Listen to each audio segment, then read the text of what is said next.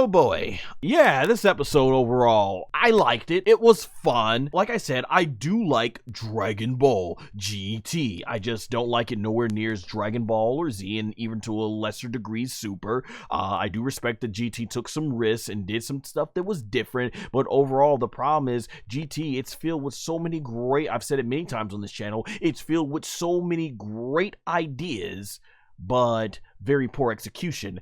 And one of the things is the Black Star Dragon saga, aka the early portion of the Baby saga, was filled with a lot of episodes like this, and it didn't exactly light the world on fire. That's why they went with a more Dragon Ball Z approach to things when you start getting to Baby and GT.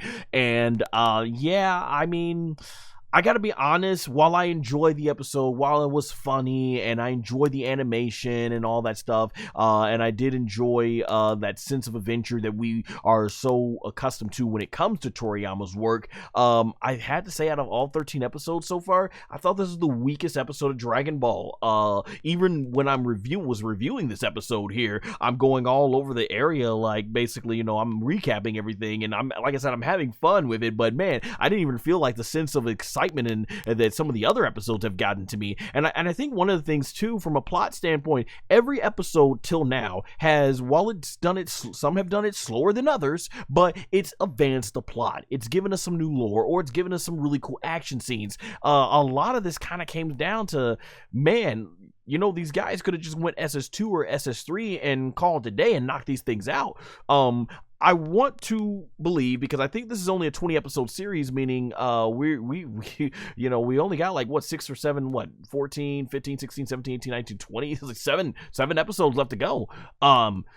Yeah, 7 episodes left to go, and I like to hope that maybe these characters, since Gomah and the Zandamarri fear being here, perhaps these characters are going to come into play later on and be a giant way for the heroes to help our heroes against Gomah. But when you look at Gomah's army, the military police, they haven't done anything that seems formidable. I mean, Goku has completely wrecked them all through the early episodes, so it's not like they need these people's help. So I just wonder, do they play a role, or was this just an episode that was there to fill time and will have very little consequence on the other story? Obviously, things like mentioning the more giant planet that's to come, and if they have more terrifying beings, that might play a role in everything. But there's a lot of this episode.